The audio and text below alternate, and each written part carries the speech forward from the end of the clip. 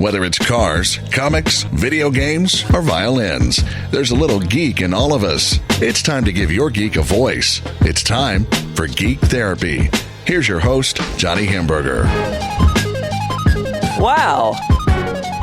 Thank you, Justin and Craig from Black Coffee Radio. I hope all my listeners are listening to Black Coffee Radio. And Justin and Craig, yes, I do play Justin Timberlake. Well, I'm going to play it right now, except I'm going to do my own version of a Justin Timberlake song. So without further ado, let's get your geeky back. I'm bringing geeky back. The mother nerds don't know how to act. I think it's neato what's up on your rack. So plug it in and blow on the game pack. Take him to the bridge, come on. Dirty game. This here corrosion, baby, that's so lame. Here's isopropyl, baby, save the day. The screen's still black, so check the RCA. Atari, converter jack, CRT, centipede. Let me watch you work the joystick. Use all 8 bits. Go for high score. ASS. And get your geeky on. Get your geeky on. Get your geeky on. Get your geeky on. Get your geeky on. Get your geeky on. Get your geeky on. Get your geeky on. That's me! I am Johnny Hamburger, your mental curator for the evening, and you know what I'm about to say. I'm about to plug that social media-ish. Go on to Facebook, Facebook, and follow Geek Therapy Radio on Facebook. Also the Instagram, Geek Therapy Radio. I put some silly things up on there, some geeky things, mostly geeky things, DeLorean stuff, Commodore 64, Game Boy, all sorts of little nerd interest. Did I just burp on the air? I'm leaving it. So Geek Therapy Radio on Instagram and Facebook. And I'll plug the Twitter, even though I don't use Twitter that much. It's Geek Therapy KPRC on Twitter. And the email, geektherapy@iheartmedia.com. But if you want to interact with me the most, show me the most love, it's Facebook. Geek Therapy Radio on Facebook. Let me start this show by going down memory lane to talk about cartoons we used to watch in our childhood.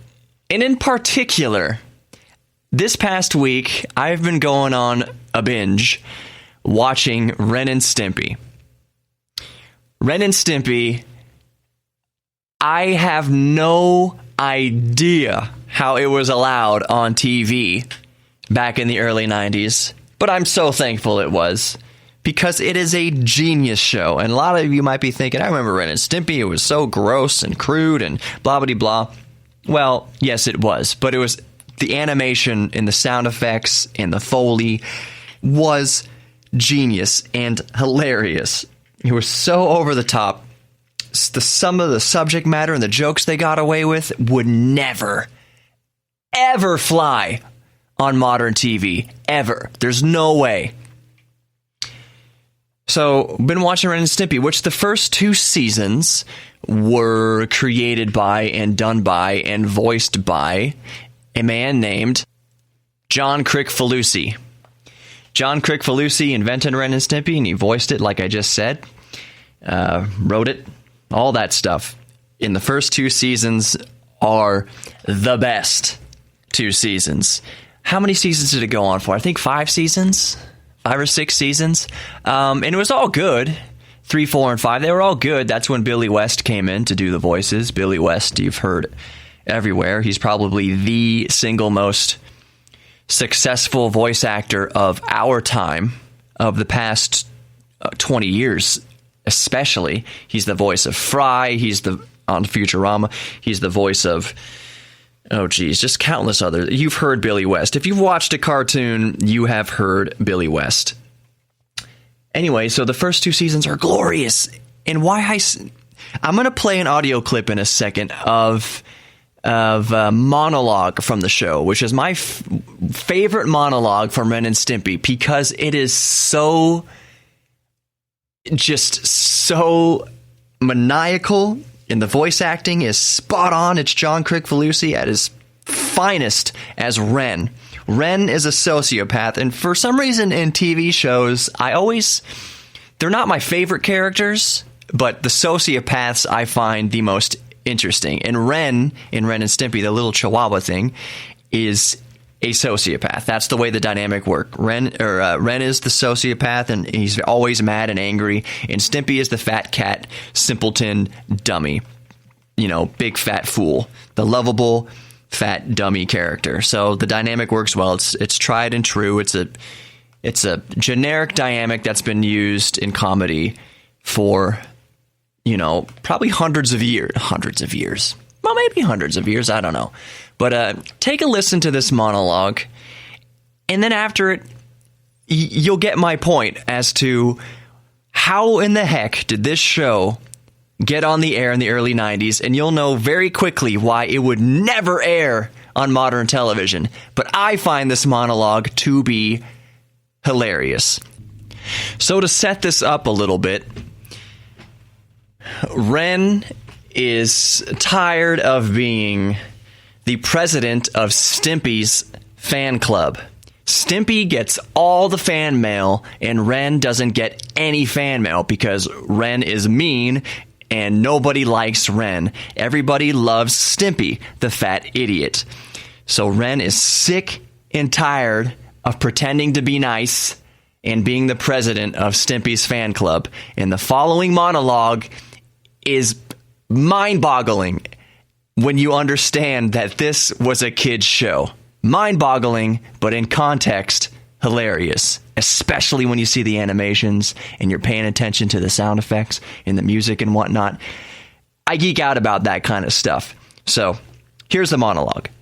I was nice today. Nice to all those insipid little monkeys. Answering their stupid letters. My hands. Dirty. The dirt won't come off.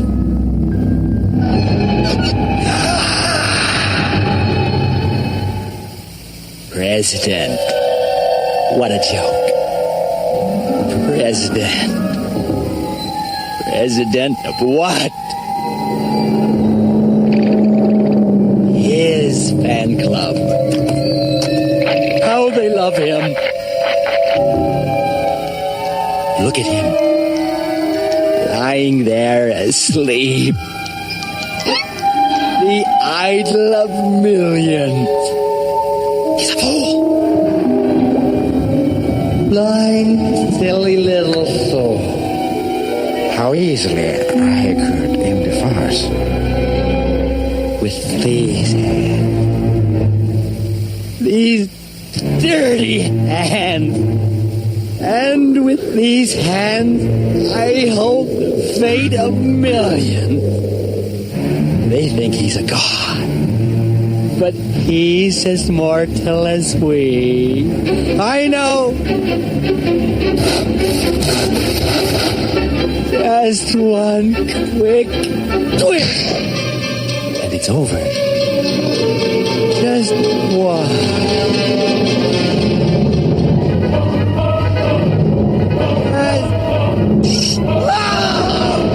It's happening again! My brain! My heart! Stinging!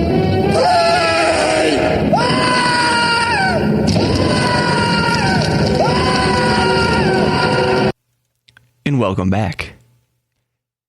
That was a kid's show. The thing is, that was season 2, episode 17 of Ren and Stimpy. The monologue of Ren Hoek. But yeah, a kid's show. And see, I don't remember that being that scary as a kid, or things being that shocking as a kid. But as an adult now, I look back on it as like, would I let my kid watch that? I don't have a kid, but if I had kids, would I let them watch that?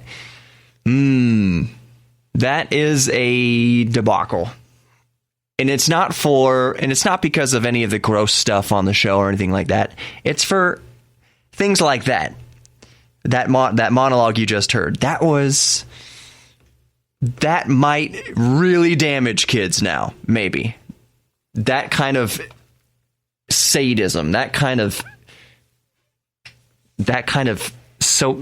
depiction of being a sociopath. Psychopath is a better word. You don't get that in kids' cartoons these days at all. None. You get that kind of stuff in adult cartoons like Family Guy and whatnot, but you don't even get that kind of stuff in The Simpsons. There's no way. So yeah, I just wanted to geek out about old cartoons nowadays, and it's not even their stuff in the Flintstones. That's shocking. Their stuff in old cartoons, the Looney Tunes, don't get me started. Even Disney cartoons back in the day. There's a cartoon, I don't know if anyone remembers this, of I think it's Goofy, Donald Duck, and I was going to say Mario. And Mickey Mouse, they're on a farm, and they're starving, and Donald Duck goes insane, and it's horrifying. And that kind of stuff you never would have gotten away with it in modern times. In Looney Tunes, all the things they did, the World War II propaganda, it's crazy. The depictions of Hitler, the racism, the stereotypes, the treating of women as a lower class, like that kind of stuff. I mean, obviously wouldn't fly in modern times. But just that kind of, in Ren and Stimpy's case, it's a kids show. It's meant to be kids. You can argue that Looney Tunes, back in the day was targeted towards adults because that's something you'd go to the movie theater to see. The movie theater might be the only place in town with an air conditioning, and you'd sit and watch the newsreels, and then you'd watch Looney Tunes, and it wasn't necessarily geared towards children. It was kind of geared towards adults. Tom and Jerry, kids may have been watching it, but it's that stuff. Maybe Tom and Jerry's not the best example, but Tom smoking cigars and whatnot, that wouldn't fly today. Rolling cigarettes, smoking. Wouldn't fly today, regardless of the violence. Anyways, just wanted to geek out about cartoons for a little bit. We've got more coming up on Geek Therapy Radio. Stick around. It's going to be fun. I'm Johnny Hemberger. Segment 2 coming up in a couple of minutes. Stick around.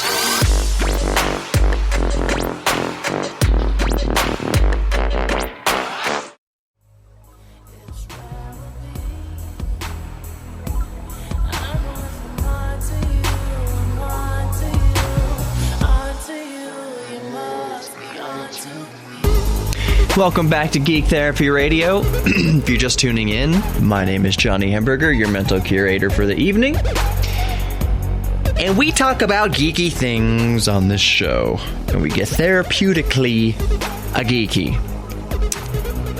Facebook, Geek Therapy Radio. Instagram, Geek Therapy Radio. Twitter, Geek Therapy KPRC.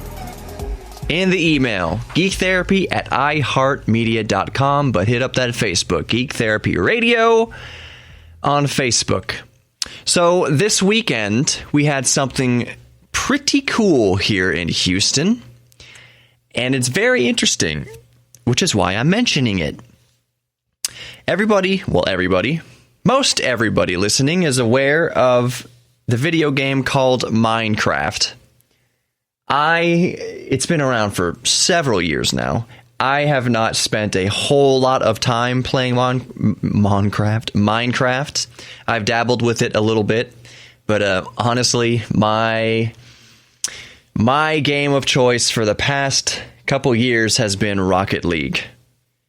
Rocket League and Street Fighter, and then all sorts of retro, vintage video games like on my Game Boy and NES and stuff like that. But anyways, I have dabbled with Minecraft a little bit. Minecraft is still a huge cultural phenomenon. One guy created it. It was an indie game, and it just has taken over the world like wildfire. And I set it up like that because what we just had here in Houston was called Mine Fair. And the reason it was at NRG Center, and the reason why it's so interesting to me, Mine Fair is so interesting to me, is it was the ultimate Minecraft fan experience, quote unquote, with bands and performances and YouTubers and build battles and world record attempts. Why this is fascinating is this is the largest event of its kind in the world.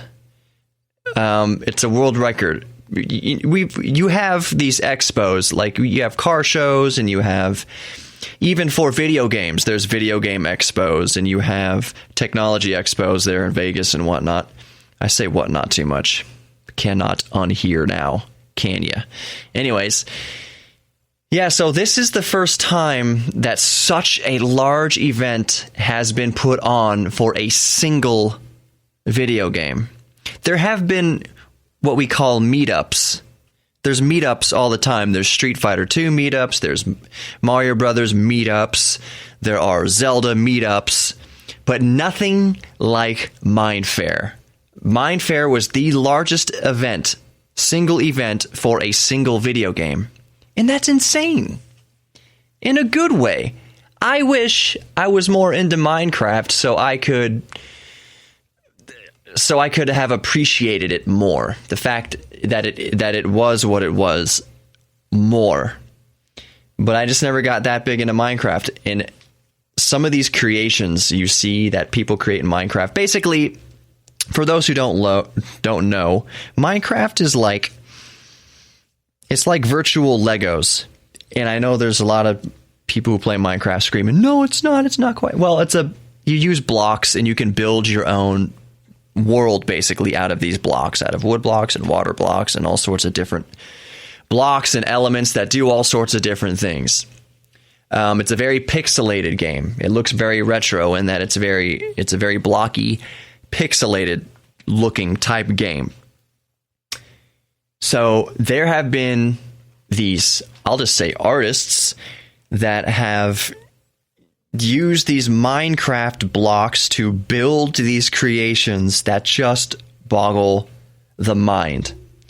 One guy created a virtual Game Boy running Pokemon. He created, using blocks as code themselves, he created a running Game Boy emulator within Minecraft. I don't know all the ramifications of how that's even possible, but that's what he did. So if you zoom out and you're looking at the full screen, you see this Game Boy in the middle of the screen. But as you zoom in and float around and go in and out of the Game Boy, you see it's made up of millions of little blocks.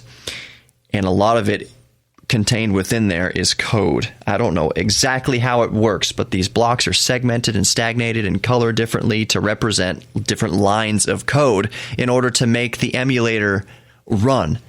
It's crazy. It's crazy, crazy, crazy. And so I ask myself, my favorite video game of all time is Street Fighter 2. And would I dedicate a weekend to going to a Street Fighter seminar? And I'm not talking like a tournament. I'm not talking like EVO 2017, which EVO is a fighting games tournament in Las Vegas. It's not just Street Fighter. And I do want to go to EVO at some point. That would be really fun. But I'm currently not so stoked. Well, I played Street Fighter V a little bit. I've struggled to get into it. I still will take on all challengers in Street Fighter 4. I will pwn you in Street Fighter 4. But back to my point, would I go to an entire weekend, an entire basically festival celebrating one game? And yeah, I think I'll check it out. Next time, if this thing rolls around again, I will go check it out. I'm just not so huge into Minecraft. I can certainly respect big time what these artists are able to do within Minecraft. And I love the fact that these artists use Minecraft in a way that it was never conceived to be used, at least not conceived to be used in such grand scale, like building a working Game Boy emulator within Minecraft. You know, people use Minecraft to make the Mona Lisa and their little artworks, which it wasn't designed to do that, to be an artistic tool in such an extreme fashion.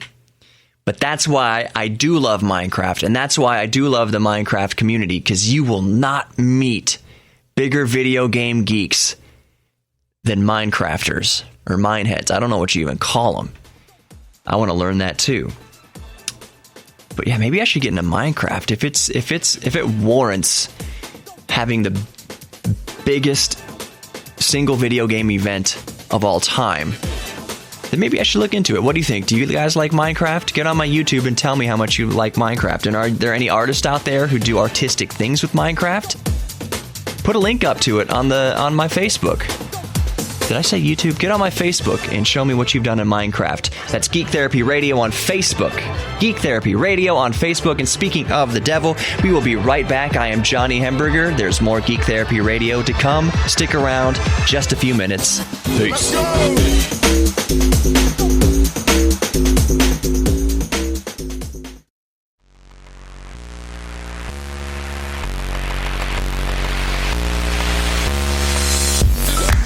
Welcome back to Geek Therapy Radio. I'm still Johnny Hemberger, your mental curator for the evening.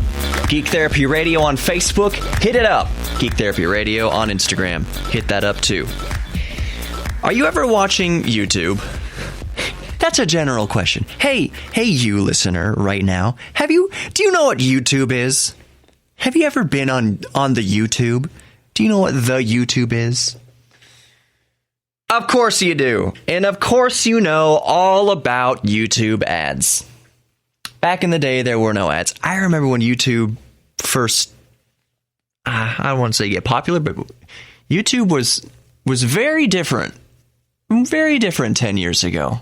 And that's another insane thing is when you watch some videos on YouTube, you know, you can see when they were posted, when they were uploaded. And some of them are now saying 10 years.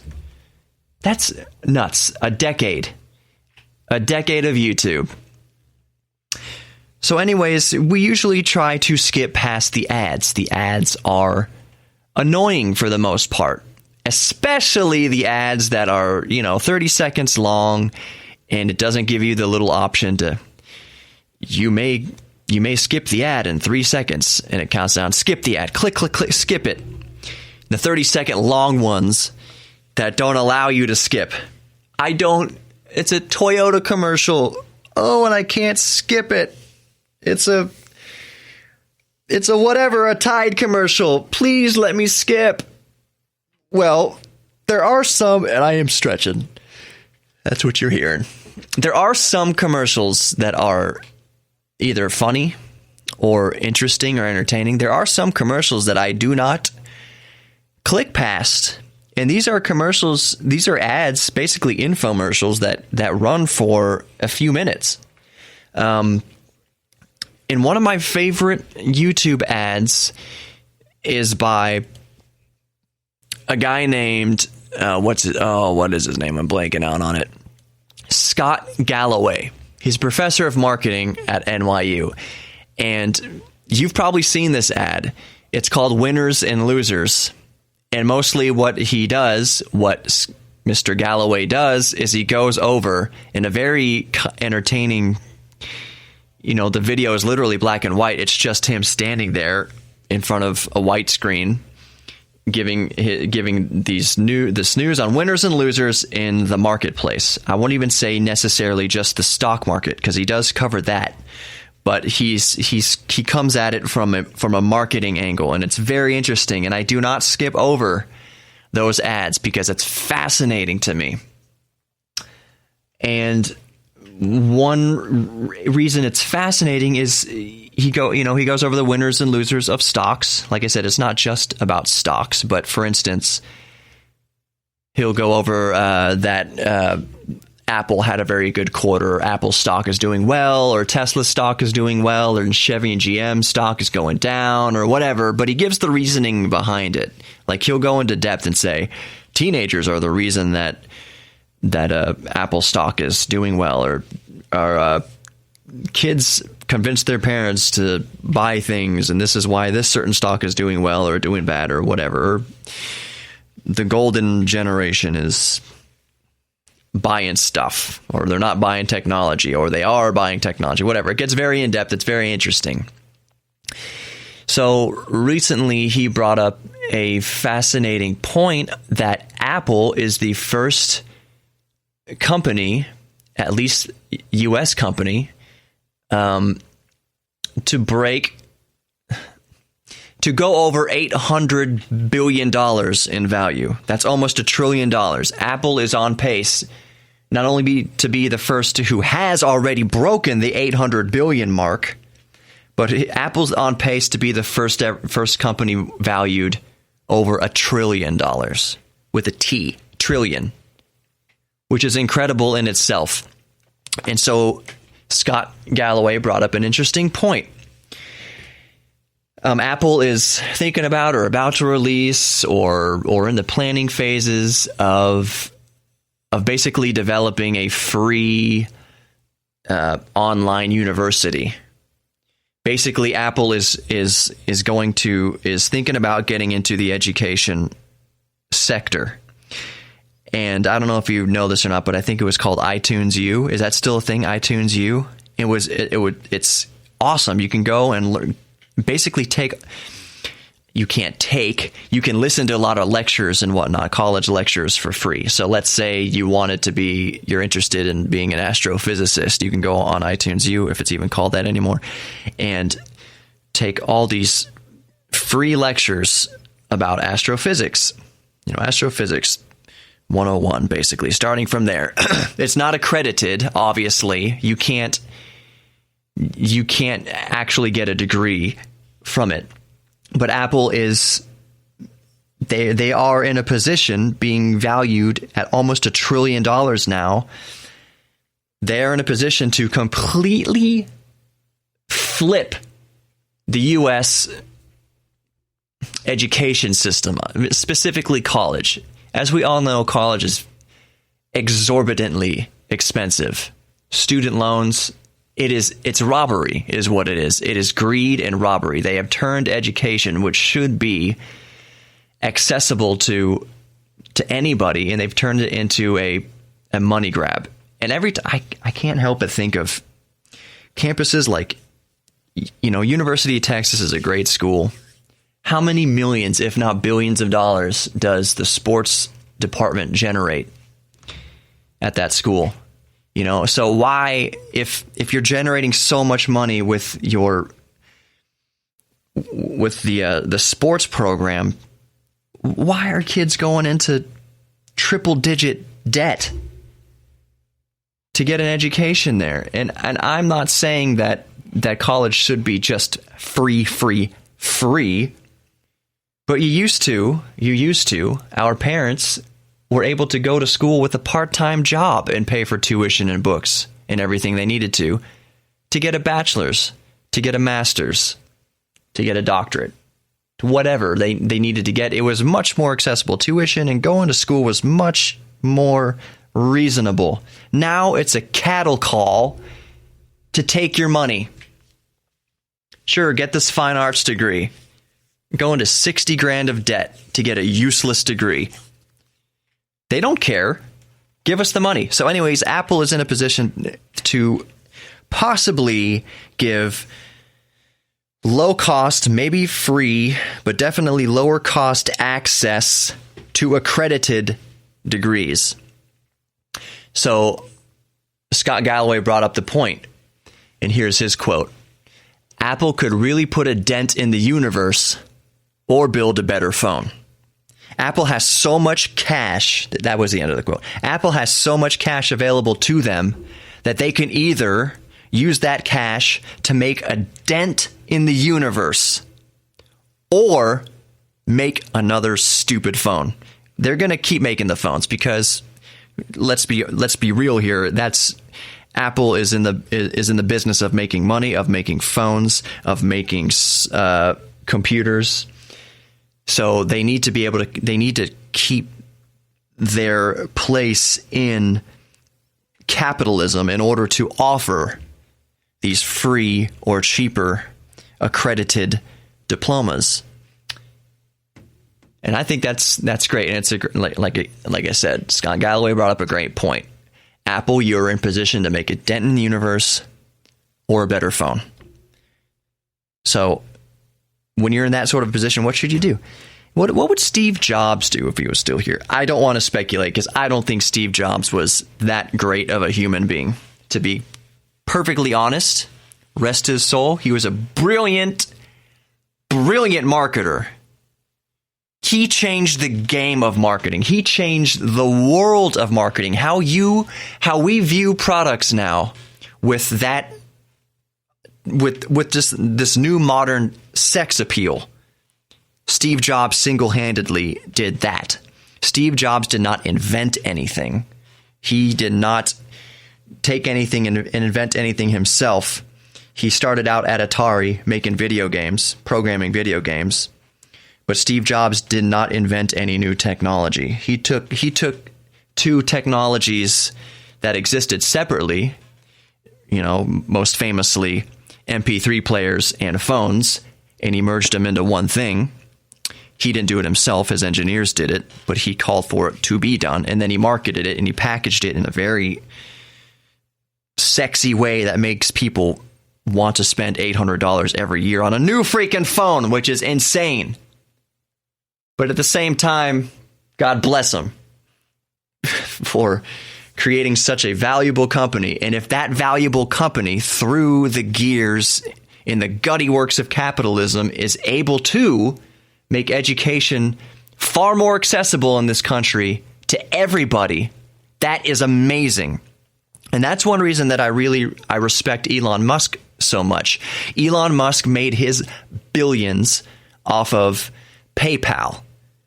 Elon Musk invented PayPal, this very simple program that lets you make transactions online. So that's where Elon Musk made his money. And then he took his money and he hired brilliant engineers because he does not create things himself. He hires the best in the world to do that for him. But the point is, he used his money wisely to change the world. We're talking about electric cars now in earnest. Tesla is worth more than General Motors, and they do not sell even a drop in the bucket the amount of cars that General Motors does. So Elon Musk is Tesla, he's got SpaceX, and he's got a few other, I'll just call them pet products right now. He's working on Hyperloop. But that guy has single-handedly ushered us into the next century of technology by using money he made through capitalism in a completely separate venture. He had one good idea, and he used capitalism to make his billions, and then he's using capitalism again to better the world. And this is not some big rant on why capitalism is amazing. I'm not an economist. I cannot speculate to what system is better than the other. I'm just saying these few individuals have used it to make the world better. So Apple, do it. Start offering accredited courses and diplomas and make it accessible to the masses. That is a wonderful flower to bloom out of the murky mud that is arguably capitalism. So anyways, more Geek Therapy Radio to come. We got a little deep in that second segment. I'm going to have to watch how long my next two segments are. That was the third segment, actually. One more segment to come on Geek Therapy Radio. I'm Johnny Hemberger. Get on your celery phone or your computer or your laptop or your tablet. Facebook, Geek Therapy Radio. We'll be back in a few minutes. I got you stuck off the realness.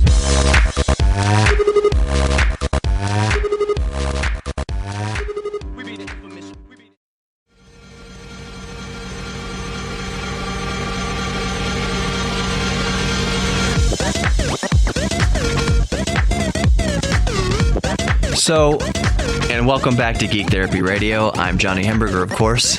Spit out the socials. Geek Therapy Radio on Facebook, Geek Therapy Radio on Instagram. I'm saying this ad nauseum. Maybe it doesn't sound as bad to you, but as I make the show, I gotta say these things over and over, and it becomes like a little woodpecker outside your bedroom window. Shut up with the social media! Well, I'm not gonna. I gotta do it. Geek Therapy Radio on Facebook. How do I start this? You know, when I first started this show, and still first starting, I was like, how am I going to go on for 10 minutes at a time, winging it, just by myself to fill up a segment? Well, now I'm finding the problem is, how do I shut up at 10 minutes? It's a good problem to have in radio. The trick is to get to that point and be self-aware enough of the clock not to screw over the station you're on. So I could spend 20 minutes on this segment, and then Ramon Robles, my boss, Raro, would send me an email saying, bro, don't do that again. One more time and you're gone. I'm sorry, Raro, I won't do that. So anyways, we'll keep this segment a little shorter. 10 minutes. Last segment, segment 4 of Geek Therapy Radio, number 11. I'm in double digits now, y'all. Geek Therapy Radio 11. So anyways, I wanted to talk about a specific product or products that is just the epitome of tech geek. I'm going to get specific with tech geeks now. If I was anything, if my geekdom had a strong suit, if you're squeezing the balloon of what my geekdom is, the biggest part of the balloon would be tech, I think. All wrapped up in the video games, whatever. So this specific product is from a company called GPD, and it's from China. I forget what GPD stands for, but their first product a few years ago was this Android device. It looked like a Nintendo DS. It was a clamshell device that ran Android and was built to basically run emulators. It was full Android, so it was basically a phone without the phone in it. It was just a clamshell tablet, basically, with a 5-inch screen. Really cool, built-in controls, just like a Nintendo DS. I don't have one of those, but what caught my attention and what I do have, it's called the GPD Win. And it's another clamshell thing about the size of a Nintendo DS, again, a Nintendo 3DS.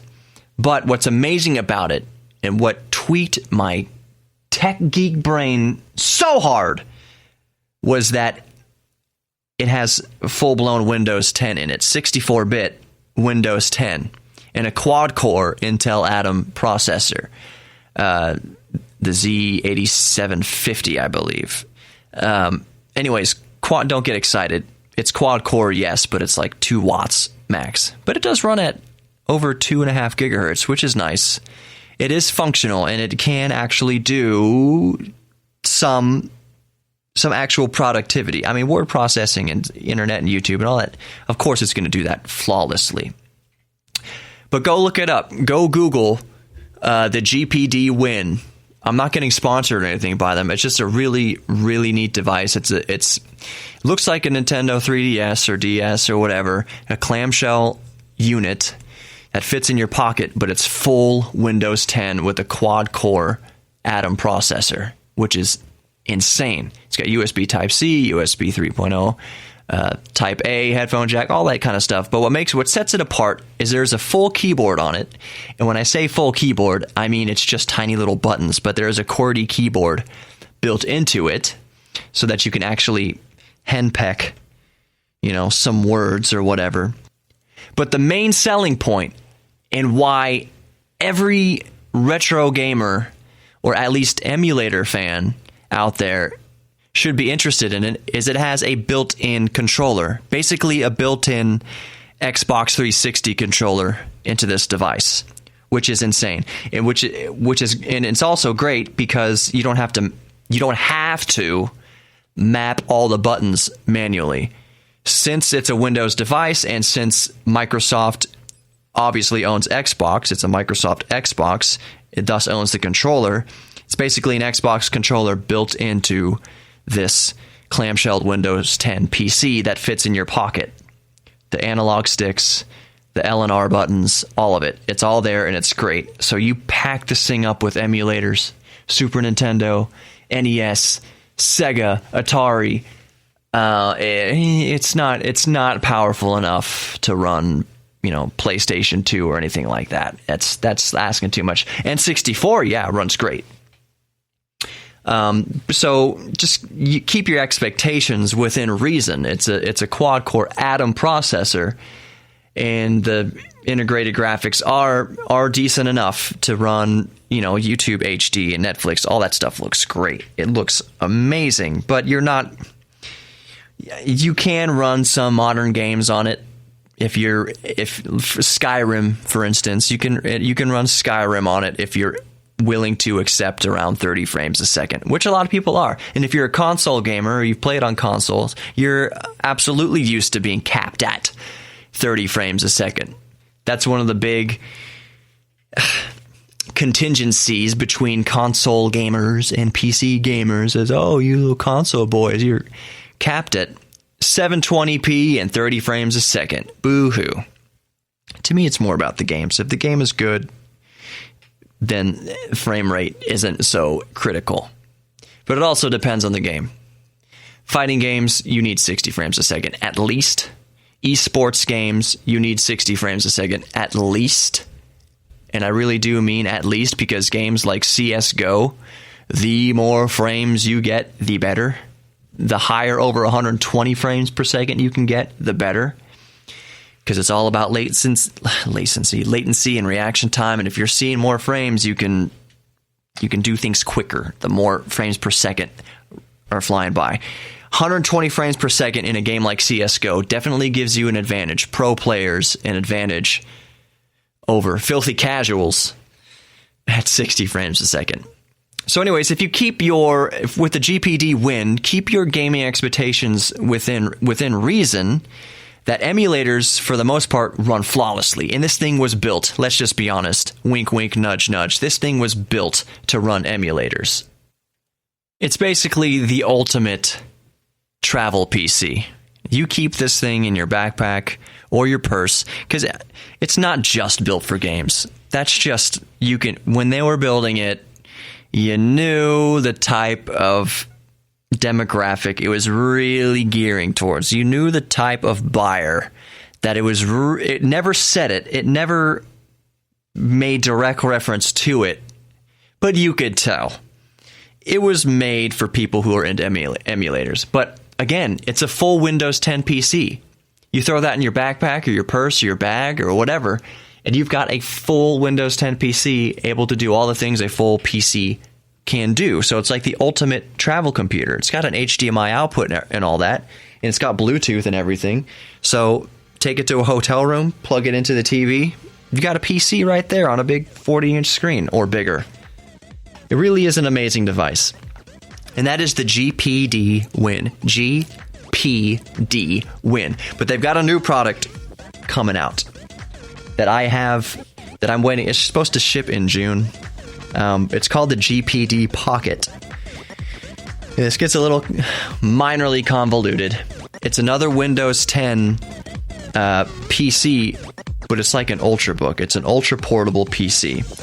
It's got a little bit bigger screen. It still fits in your pocket, hence the name GPD Pocket, but it's got a full keyboard, one that you can actually type on. It's a little smaller, so apparently there's a slight learning curve to it, but it's still a full Windows 10 PC that fits in your pocket. It's got a nice 7-inch screen that's big enough to actually do stuff, and I'm very excited about it. I'm geeking out about when it comes in the mail. 8 gigabytes of RAM, 128 gigabyte solid state drive. It's eMMC, so it's not NAND flash or anything like that. It's not NVMe. It's not going to be the fastest ever, but it's really super quick. Really super quick storage. So 8 gigabytes of RAM, 128 gigabytes of storage.